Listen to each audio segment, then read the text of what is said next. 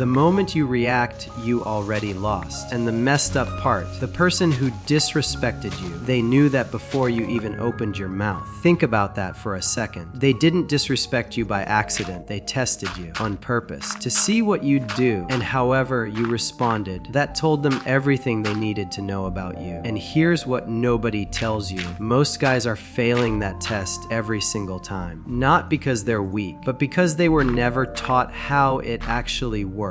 There's this thing that happens in every social situation, like in school, at work, in your friends group, or wherever, where someone is always quietly figuring out how much they can get away with around you. And most people don't even realize that they're doing it. It's kind of automatic, like a survival instinct. They probe, they push a little, they make a comment, and they watch how you respond. And if you flinch, if you get defensive, if you over-explain yourself, if you blow up, they file that away. They know exactly what button to press next time. But the guys who seem to never get disrespected twice, they understand something that most people never figure out on themselves. It's not about being louder. It's not about being more aggressive. It's about understanding the actual game that's being played. You know that feeling when someone says something to you, maybe a joke at your expense. Maybe they dismiss what you said in a group. Maybe they just straight up disrespect you in front of other people.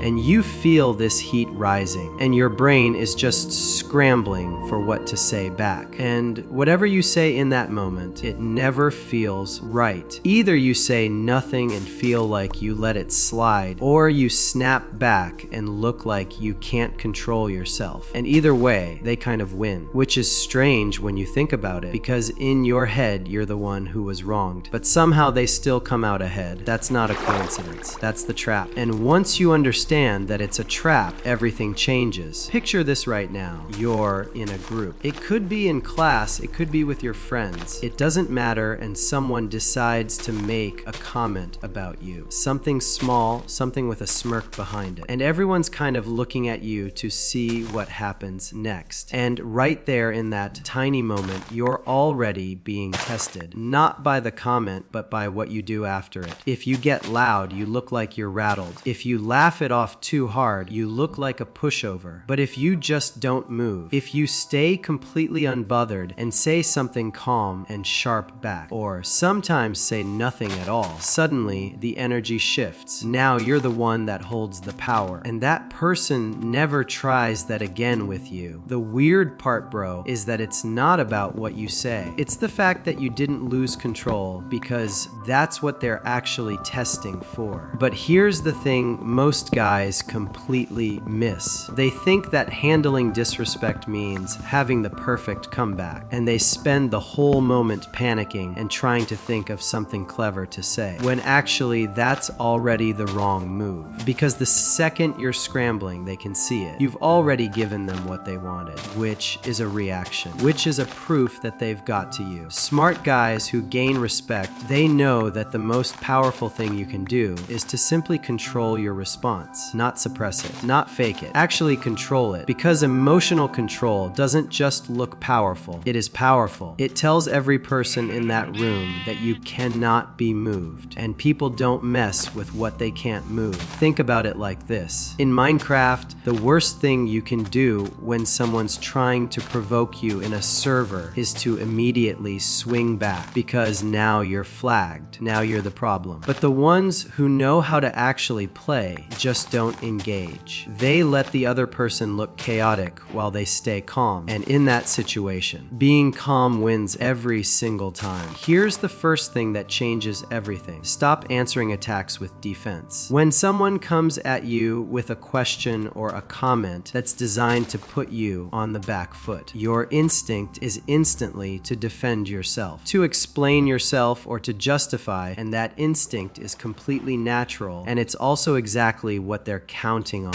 The moment you start explaining yourself to someone who isn't actually asking in good faith, you've just accepted their frame. You've agreed that they have the right to question you, and now you're playing in their game on their terms, and you're already behind. Instead of defending it, flip it. "Why do you think that's okay to say?" said calmly, with zero aggression. That is devastating, because now they have to justify themselves. Now they're on defense, not you, and you didn't lose your cool. You didn't argue. You've just quietly moved the pressure back on them, and most people don't know how to handle that. Never answer a question that was designed to trap you. Instead, ask a better one. And this is the part that nobody talks about: silence. Most people are terrified of silence, genuinely uncomfortable with it, and when there's a pause in a tense moment, the person who can't handle it fills it. And usually when they fill it, they just say too much. They reveal even more than they meant to. They backpedal, they explain, they slip up. So get comfortable being quiet, not checked out, but present, calm, quiet. When someone says something off to you, you don't have to respond immediately. You can just look at them. Let the silence sit. Let them feel it. Most people crack under that pressure way faster than you'd expect. Bruh, think about that for a second. You don't have to say a single word, and you can completely shift the dynamic of a situation just by not filling the silence they're expecting you to fill. That's a level of control that most people never develop because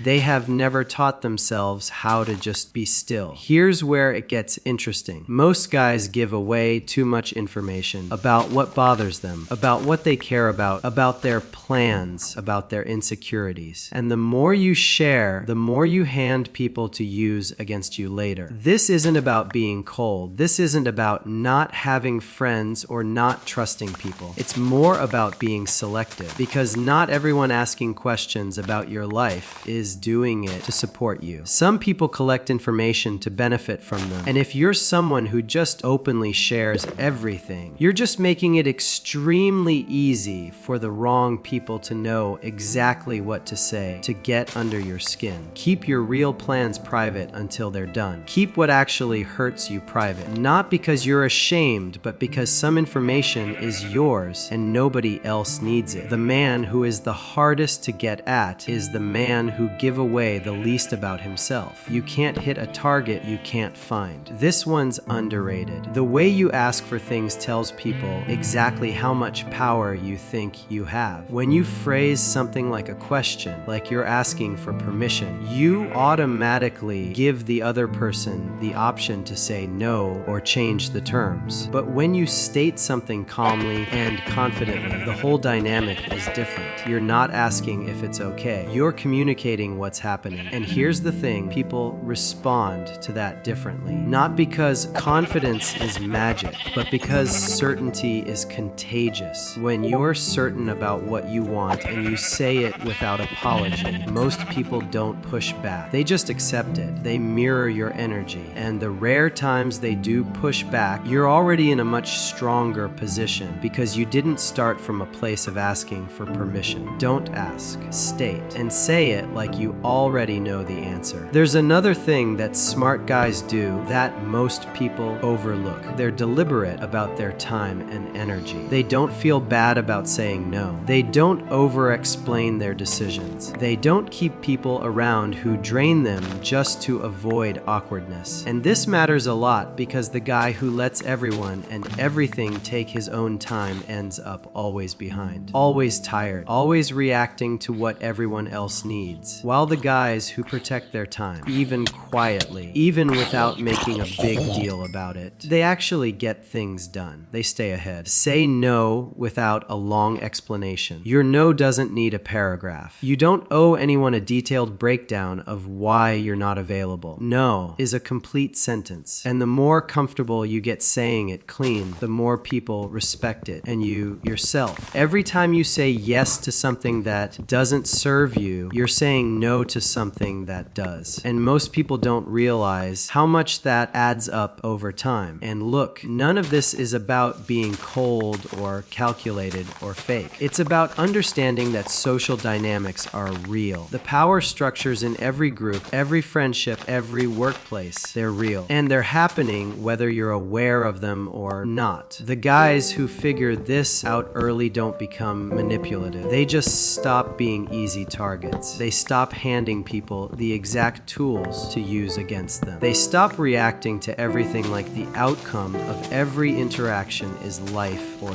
death. Because here's what actually happens when you develop this. You stop caring so much about winning every small moment. You stop needing to prove something every time someone tests you. Because you already know something they don't, that the real game is long, and the people who win it aren't the ones who fought hardest in the small moments. They're the ones who stayed calm, stayed strategic, and let the other person burn energy on drama that didn't matter. Most people out here are playing checkers, getting into every exchange, trying to win every little thing. The guys who actually end up ahead are playing something completely different. I think about this a lot actually. How much energy gets wasted in situations that didn't need to escalate? How many times people give away their power without realizing it, by reacting too fast, by explaining themselves to people who aren't listening, by letting someone else define the terms of every interaction. And it's not really anyone's fault. Nobody sits you down and explains that there's a game happening underneath every social situation. That silence is a tool. That how you ask for things changes what you get. That the person who stays calm in a tense moment is almost always the one who walks out of it with more. You just kind of have to figure it out. Or someone tells you, and now you know. So the next time someone tries to test you, don't react, don't defend, don't fill the silence. Just stay still and watch how fast everything shifts. Anyway, I've been thinking about this for a while. Just wanted to talk through it.